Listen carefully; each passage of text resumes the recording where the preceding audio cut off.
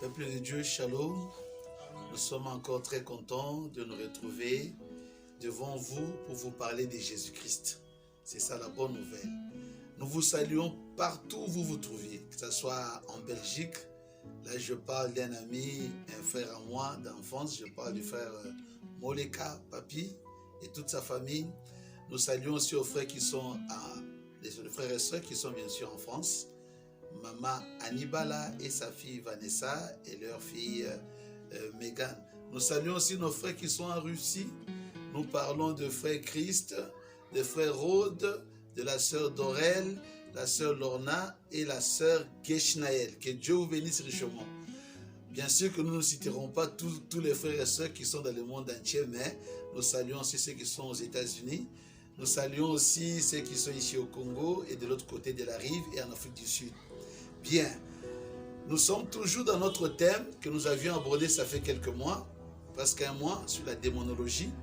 Je vous inviterai de prendre un peu cette fois-ci. Vous connaissez le verset de base que nous lisons toujours, c'est en Éphésiens chapitre 6. Mais cette fois-ci, nous allons ajouter un élément qui va encore plus nous aider. C'est 1 Corinthiens chapitre 13 au verset 1. Nous lisons au nom du Seigneur Jésus-Christ. Quand je parlerai les langues des hommes et des anges, si je n'ai pas la charité, je suis un airain qui résonne ou une cymbale qui retentit.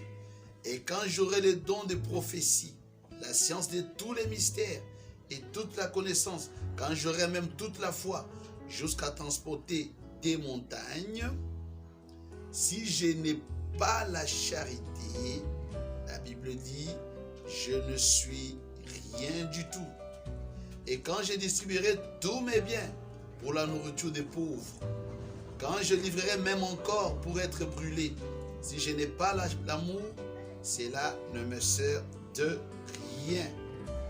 La charité est patiente, elle est pleine de bonté, la charité n'est point envieuse, la charité ne se vante point, elle ne s'enfle point d'orgueil, elle ne fait rien de malhonnête, elle ne cherche point son intérêt, elle ne s'irrite point, elle ne soupçonne point le mal, elle ne se réjouit point de l'injustice, mais elle se réjouit de la vérité.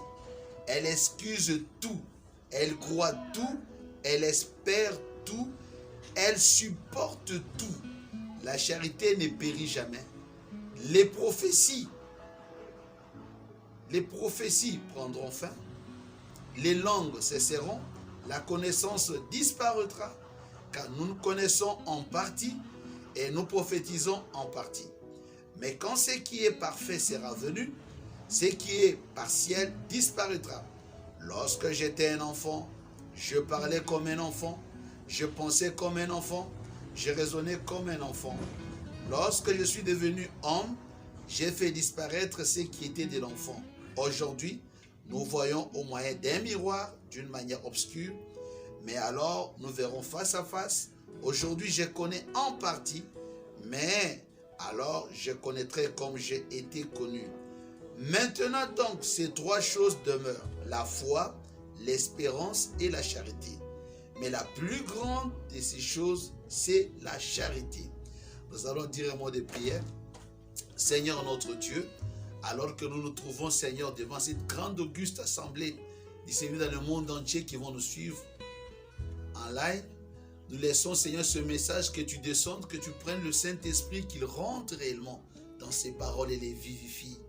Où qu'arrivera, Seigneur, cette vidéo, que les gens soient bénis. S'ils avaient des problèmes, Seigneur, qu'ils trouvent des solutions.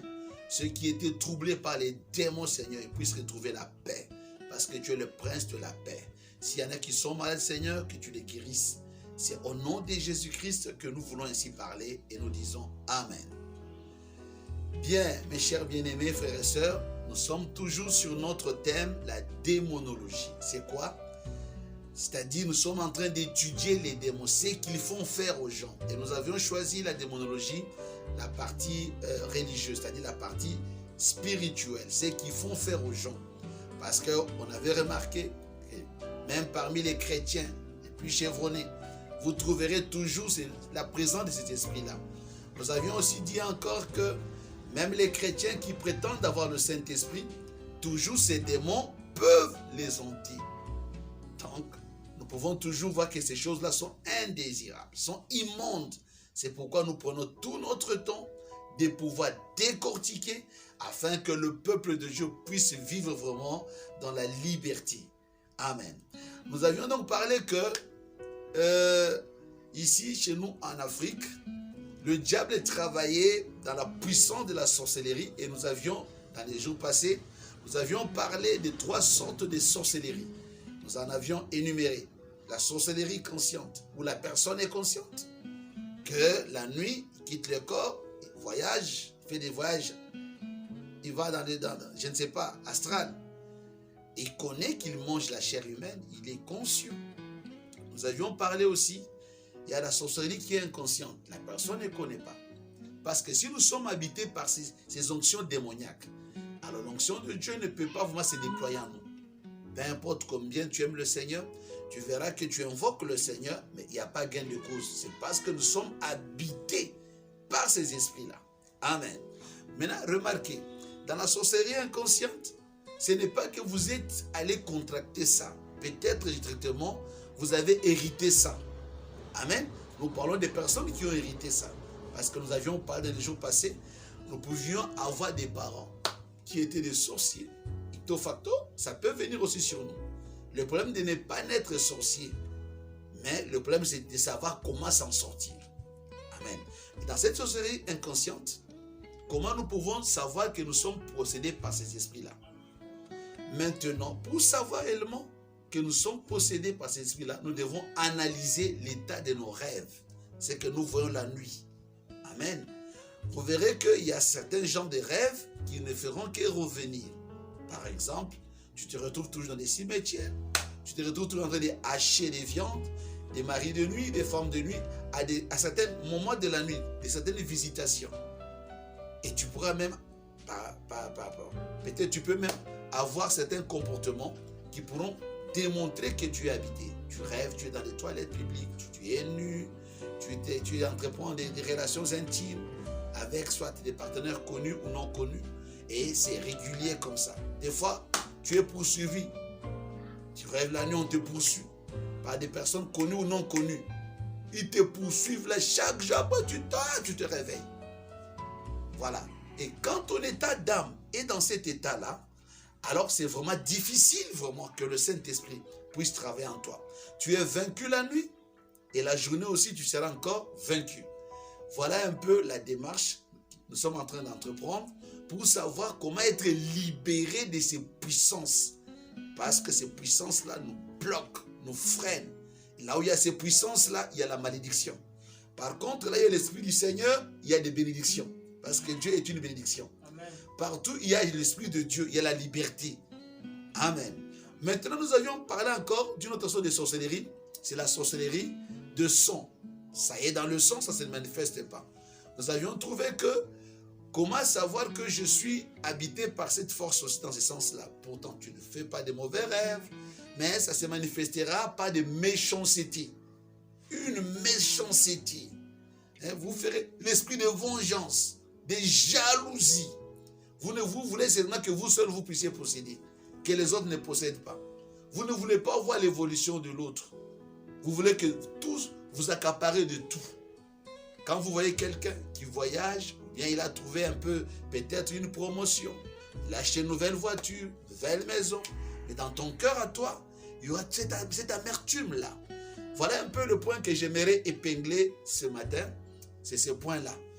Parce qu'en écoutant les témoignages des sorciers, ils ont dit que la première des choses que les sorciers font, c'est d'enseigner à leurs adeptes la haine. Amen. Et nous parlerons de l'amour. Parce que la haine, c'est ça l'outil des sorciers. Ici, chez nous, couramment, on parle de kundu. La haine, une haine viscérale. Parce que là où il y a la haine, Dieu ne peut pas être là. Parce que la sorcellerie travaille de pair avec la haine. Parce que pour faire leur forfait, il faut qu'il y ait de la haine. C'est un monde où on enseigne que la haine. Il n'y a pas l'amour à l'intérieur. Là où vous êtes, je crois que vous êtes en train de me suivre et comprenez bien ces choses. l'amertume, tu sens toujours des amertumes, des rancunes, tu n'arrives pas à pardonner, tu n'arrives pas à supporter, toujours tu es dans ce que nous venons d'énumérer ici dans le livre d'1 Corinthiens 12, 1 Corinthiens 13, on parle un peu de ce qu'est l'amour de Dieu, l'amour plein de patience. Si tu n'as pas l'amour, tu n'auras pas de patience. L'amour donne la paix, l'amour crée la confiance, l'amour, ça donne la guérison. Là où il y a l'amour, il y a la vie, mes frères et sœurs. Et l'amour supporte tout. L'amour peut pardonner. Parce que quand il y a l'amour de Dieu, c'est que vous êtes un enfant de Dieu. Tout le monde aimerait vous fréquenter. Vous avez l'amour. Mais là où il n'y a pas l'amour, oh, il y a les greurs. Les greurs, c'est comme ce que nous appelons ici l'oseille. Le goût de l'oseille. Vous savez, les greurs sur les dents, comment ça fait? C'est quand on manque l'amour. C'est comme si vous avez un véhicule et que dans le moteur, il n'y a pas de l'huile. Donc, les machines seront en train de grincer. Il n'y a pas de l'huile. Nous pourrons appeler l'amour comme étant l'huile. Et le Saint-Esprit, c'est l'huile. L'huile d'olive. Est-ce que vous me suivez?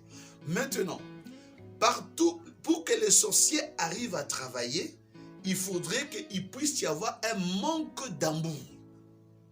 Et pour servir le Seigneur, tout ce que nous pouvons faire pour le Seigneur, ça ne se fait que par l'amour. S'il n'y a pas l'amour, tout ce que nous faisons pour Dieu, ça sera toujours rejeté. Parce que Dieu est amour. Est-ce que je peux vous dire un peu une citation qui va un peu vous donner un peu quelque chose, qui va beaucoup vous donner un peu quelque chose. J'aimerais lire un peu une citation ici d'un grand homme de Dieu que nous connaissons dans cet âge, l'homme le plus spirituel. Il s'appelle William Marion Branham. C'était un savant. Il communiquait avec Dieu. Amen. Dieu lui apparaissait sur toutes les formes, en vision, face à face, dans des songes. Et cet homme-là, c'est notre prophète, le prophète du monde entier en ce dernier jour. Je vous lis un peu de citations. Dans l'étude sur les livres des Hébreux, au chapitre 1er, à partir du verset 126. Pourriez-vous imaginer, avant même qu'il y ait une terre, avant qu'il y ait une lumière, avant qu'il y ait une étoile, avant qu'il y ait eu quoi que ce soit, il y a une grande fontaine qui sort. Alléluia. Fontaine de l'esprit. Et de cette fontaine est sorti l'amour le plus pur. Car rien d'autre ne pouvait sortir de là, sinon l'amour. Maintenant, ce que nous appelons l'amour aujourd'hui, c'est un amour perverti. Mais obtenons juste un extrait, un petit peu de cet amour en nous. Cela change toute notre façon de voir. Amen. Une fois que nous obtiendrons cet amour-là, notre façon de voir changera complètement. Parce que Dieu, c'est la grande fontaine d'amour. Toi, tu dis que tu as Dieu. Tous les enfants de Dieu sont reconnus de ce qu'ils ont la nature de Dieu. Et la Bible dit, à ceci, tous connaîtront que vous êtes mes disciples, si vous avez de l'amour les uns pour les autres. Nous verrons que cette vertu sacrée, elle est absente dans le cœur des sorciers. C'est là où vous pouvez vous imaginer pourquoi vous avez de la haine, des ressentiments, quelqu'un qui ne vous fait aucun mal, mais vous pensez à mal de lui. Parce que quand il y a l'amour, vous ne soupçonnerez jamais le mal. L'amour donnera confiance.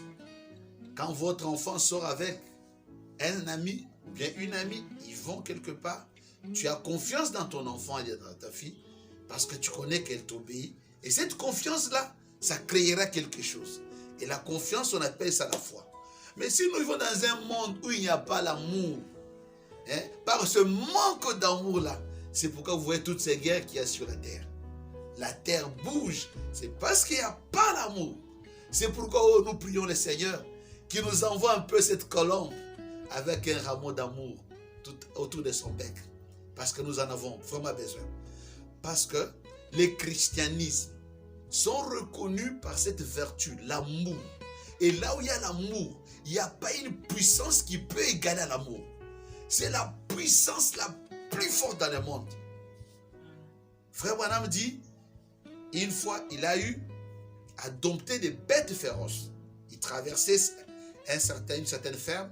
Et dans cette ferme-là, il y avait un taureau meurtrier. Il avait tué des gens auparavant. Et Branham devait passer par là pour aller prier pour quelqu'un qui était dans les besoins. Après avoir fait plus de 100 mètres dans la ferme, là, pouf, il regarde devant lui, il y a le taureau là. Et le taureau charge maintenant pour venir agresser le prophète. Le prophète a regardé sur lui s'il avait laissé son fusil de chasse dans son véhicule. Oh, il n'y avait pas d'arbre sur lesquels il pouvait monter. Alors qu'a-t-il fait le prophète? Il dit, au lieu d'avoir peur, parce que quand vous avez peur, c'est qu'il n'y a pas l'amour. Parce que la peur, ça veut dire qu'il n'y a pas l'amour. S'il y a l'amour, il n'y aura pas la peur. Il n'y aura pas de soupçon. Parce qu'il y a l'amour. L'amour crée la confiance. Là où il y a l'amour, il n'y a pas de loi. Non, il y a une autre loi. 11e commandement. C'est qu'on croit les personnes sur leurs paroles. Alors le prophète, voyant qu'il n'avait pas d'arbre, il n'y avait pas d'arbre aussi pour où grimper, il a regardé la bête comme ça. Comme William Branham avait l'onction sur lui. L'onction. Il avait l'onction du Messie sur lui. Parce qu'il avait reçu le ministère du Messie. Amen. Ce n'était pas qu'il était le Messie, mais il avait reçu ce ministère-là. Alors à ce moment-là, il a senti quelque chose de chargé. Il a regardé à ce taureau meurtrier. Il dit, oh, cher taureau de Dieu, j'ai dérangé peut-être ton sommeil, mais je suis serviteur de Dieu. Je suis en train d'aller prier pour un des enfants de Dieu qui est malade. Le taureau ne faisait qu'avancer. Alors, frère Branham dit, alors, au nom de Jésus, le taureau était arrivé presque à 1 mètre, il venait avec toute vitesse. Au nom de Jésus, allez, retourne te coucher. Le taureau est arrivé là, pouf, il s'est arrêté. Il est reparti. C'était quoi? La puissance de l'amour. Le prophète dit que aujourd'hui, nous ne pouvons jamais chasser les démons avec un cœur cruel. C'est pourquoi on n'a pas de résultats. Nous n'avons que des choses dans le cœur, des amertumes, des soupçons, beaucoup de mauvaises choses. Mais comment on arrivera à vivre dans un monde où il n'y a pas l'amour? S'il n'y a pas l'amour, tout va se casser. Tout le monde est sous tension. Non, non, non, non, non. Que l'amour revienne d'abord dans notre cœur avant d'affronter les démons. Parce que le prophète dit, vous ne pouvez jamais affronter le diable avec un cœur cruel. Il dit, ma vie n'est pas mystique. Comment j'arrive-t-il à dompter les démons, à les chasser des cœurs de gens? Je ne suis pas mystérieux, je suis comme vous. C'est qu'il y a de la sympathie. D'abord, il y a l'amour. L'amour, quand ça commence à devenir assez grand, ça devient de la sympathie. Et quand ça devient encore profondément, on appelle ça la symphonie. Maintenant, Frère Branham dit que c'est cette puissance-là qui fait que quand je m'approchais des malades ou de quelqu'un dans le besoin, je l'aimais tellement. Je sympathisais avec ses douleurs.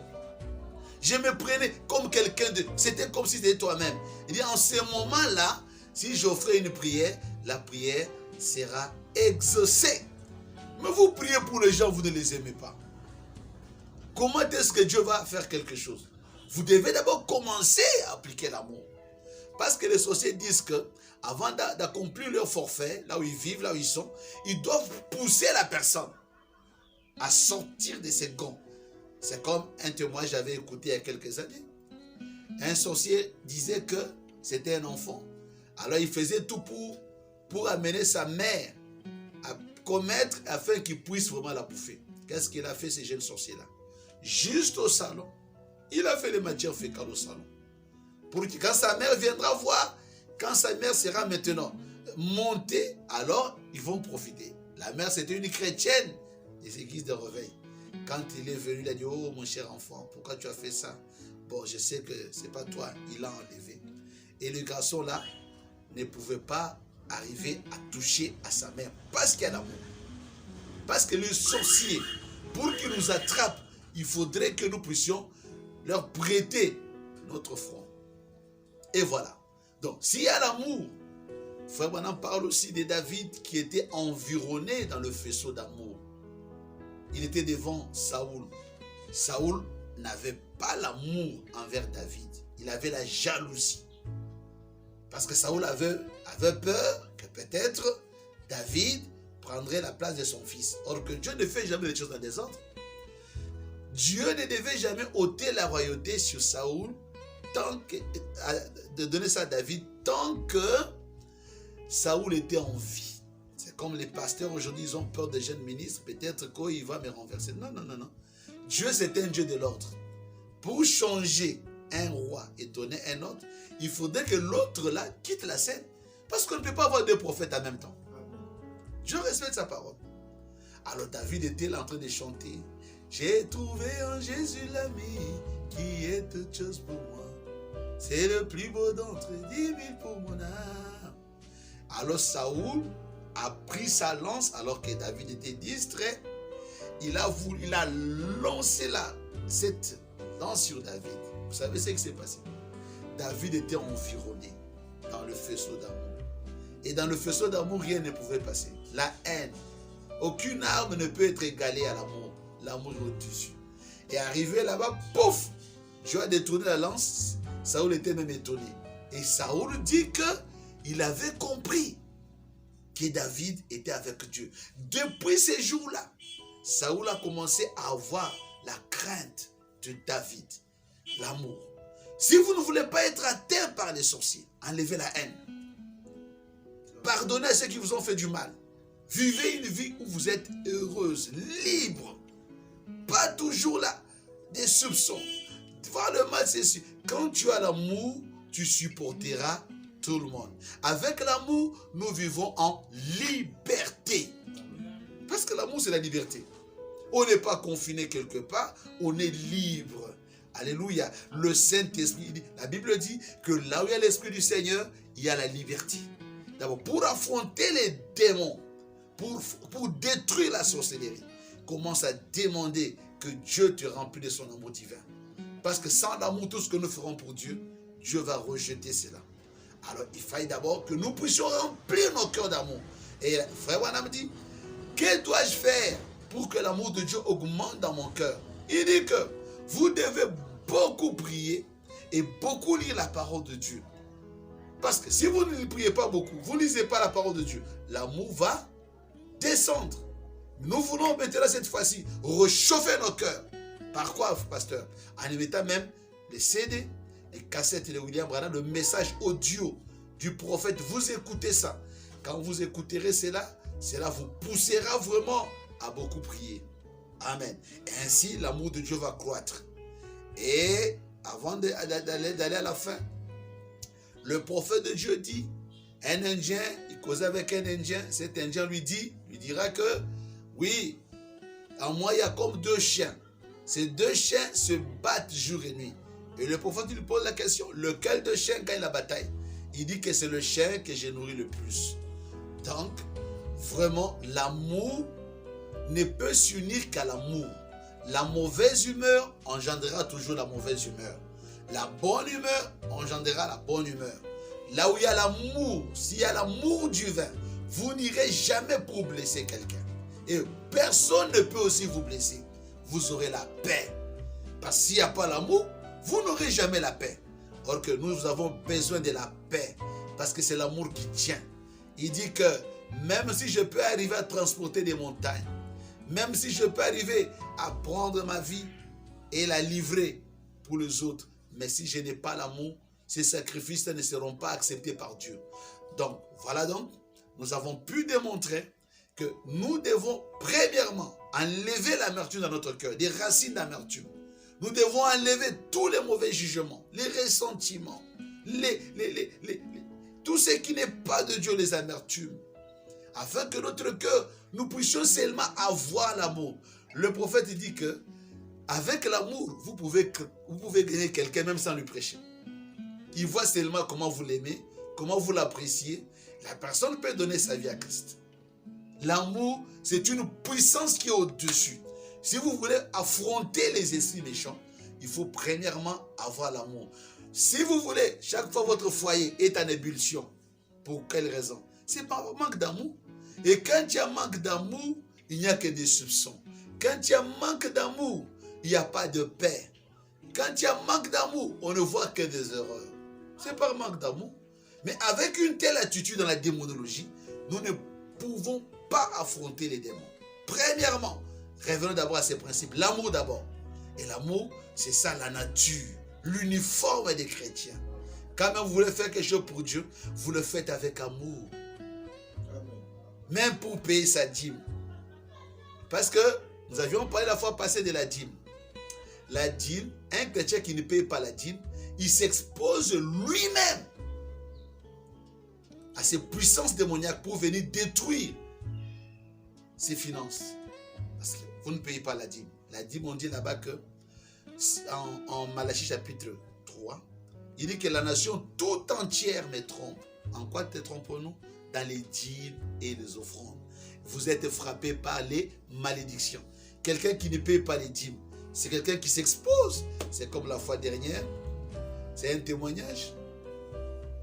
J'étais là assis, j'avais parlé des dîmes. J'ai un ami dont je venais de citer le nom, le frère Moleka, c'est un officier dans l'armée royale. C'était un ami avec qui on a fréquenté ensemble.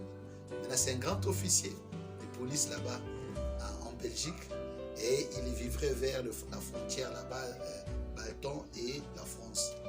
Alors, il m'a dit, Pasteur Timothée, quoique nous soyons des amis, c'est moi qui lui avais apporté le message. Voilà. Quoique nous soyons des amis, je suis parmi ceux-là qui lui avons apporté la parole de Dieu. Je suis sauvé aujourd'hui, je suis ce que je suis. Il avait même commencé une église là-bas à Bruxelles. Bon, lui-même a déposé tellement qu'il est humble.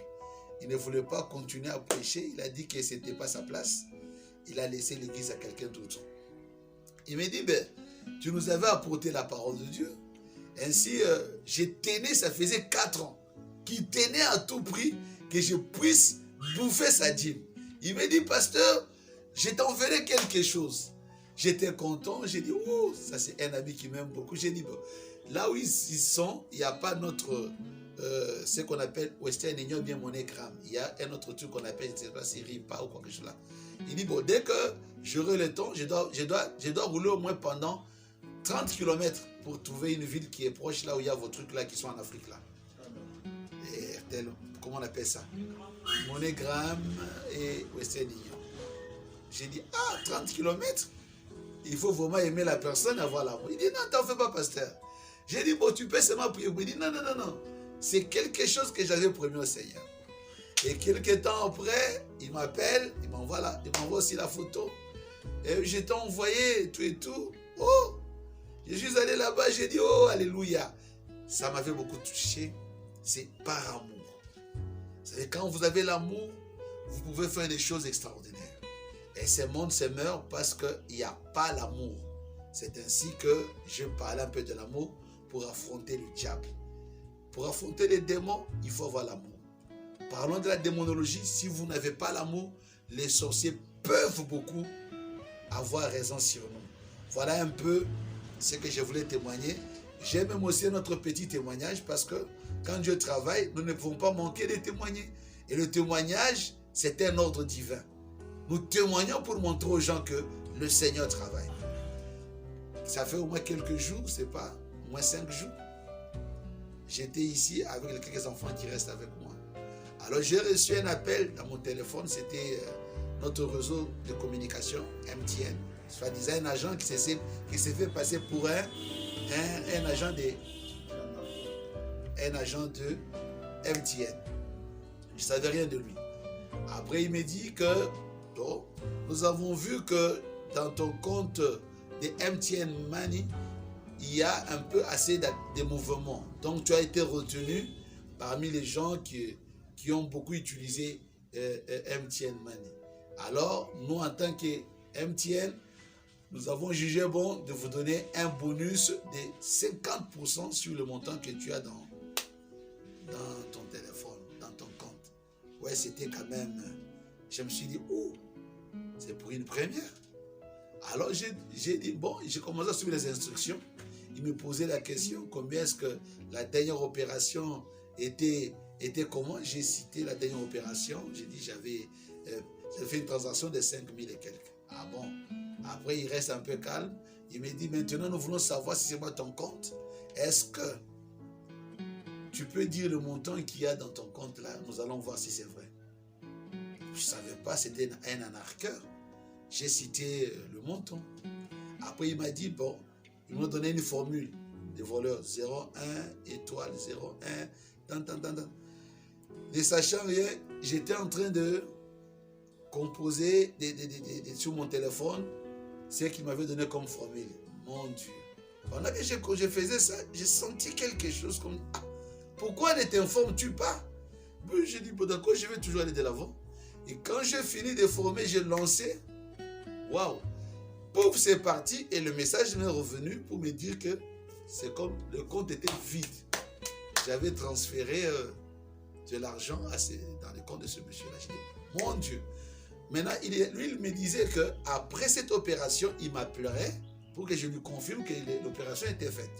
Quand j'ai vu le message dans la boîte de dialogue, le message est revenu me disant que tu as transféré de tes mains. J'ai commencé à appeler la maison MTN. J'appelais un monsieur à décrocher. Je lui ai fait part de ma situation. C'est bizarre. Ce monsieur-là n'avait aucune gentillesse à mon égard. Il dit non, tu t'es fait anarquer. Il a directement raccroché au nez. Waouh! Les enfants qui étaient avec moi sont venus autour de moi. Alors, j'ai commencé à leur exposer le problème. Waouh! Il dit, tu ne sais pas qu'il y a des anarcheurs comme ça qui font ça. Il dit, mon Dieu. J'ai encore relancé mon appel chez MTN. Et cette fois-là, c'est une dame qui m'avait reçu. Je lui poserai les mêmes choses. Alors, elle me dira, non, il y a des anarcheurs. J'ai dit, mais comment une grande société comme MTN, vous n'arrivez pas vraiment à mobiliser vos clients, leur montrant comment se protéger contre ces anarcheurs? Elle me dira que bon, ils sont dessus en train de travailler. Ben, moi, je dis, pendant que l'opération se faisait, moi, j'étais en train d'appeler un de vos agents qui avait décroché. Donc, c'est un fait exprès. J'ai dit, alors, moi, je vais porter plainte contre votre compagnie, là, votre société. Là. J'ai dit, je vais vous porter plainte. Il me dit, non, ne porte pas plainte. Va porter plainte contre le numéro là. Et pendant ce moment-là, j'avais appelé une de mes filles, la soeur Mélissa, qui se connaissait avec un peu les officiers là, de la police. Directement, allez. On avait saisi déjà les commissaires de la police centrale. Ah, ils ont dit comment le pasteur s'est fait vraiment anarquer comme ça. C'est bizarre. Hein? D'habitude, quand il y a de telles opérations, d'habitude, ils utilisent des faux numéros, avec des faux noms. Pour mettre la main sur eux, c'est difficile. Ah. Alors, quand j'ai appelé encore cette dernière, je lui disant ce que j'allais faire. Après quelques minutes, après plus de 20 minutes après, on était avec les enfants dans mon salon. J'entends mon téléphone portable sonner. Grrr. Après, je décroche. Il me dit, monsieur, c'est vous, monsieur Intel? J'ai dit, oui, c'est bien moi. Bien, ton argent t'a été remis. J'ai dit, oh, gloire à Dieu. Pourtant, je ne sais pas, c'est une J'ai dit, gloire à Dieu, alléluia. J'ai commencé à bénir le Seigneur. Tout ça, c'est quoi? C'est l'amour de Dieu. Quand il y a des situations comme ça, quand il y a un problème, premièrement, Dieu doit occuper la première place. Si vous êtes fidèle à Dieu, dans ces temps difficiles, vous arrivez à mettre Dieu à sa place, il ne vous laissera jamais. Il est un secours qui ne manque jamais au temps de la détresse. Il va toujours vous secourir. Et voilà, dans cette tranche de démonologie, je parlais de l'amour divin comme une puissance pour affronter le diable. Là où il y a l'amour, Satan ne va pas opérer. Vous devez toujours mettre l'amour envers n'importe qui. Même envers votre mari, votre femme, vous n'importe qui. S'il n'y a pas l'amour, ça ne marchera jamais. Et voilà, ce que je devais vous dire aujourd'hui. Nous allons devoir prier et examiner nos cœurs là où nous sommes. Commençons déjà à examiner et je vais prier afin que Dieu, que la colombe visite un peu partout où il n'y a pas eu de l'amour. Et que Dieu fasse quelque chose. Prions le Seigneur. Seigneur notre Dieu, ce matin, oh Dieu, tu nous as donné la tranche de cette démonologie en parlant un peu de l'amour divin.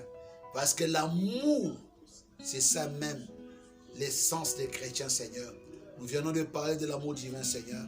Puisses-tu, Seigneur, alors que l'amour, c'est la pierre de fête, qu'il descende et détruise, Seigneur de gloire, tout ce qui n'est pas de l'amour, la malice, les querelles, les soupçons, ô Dieu de gloire, la haine, de la jalousie, Seigneur.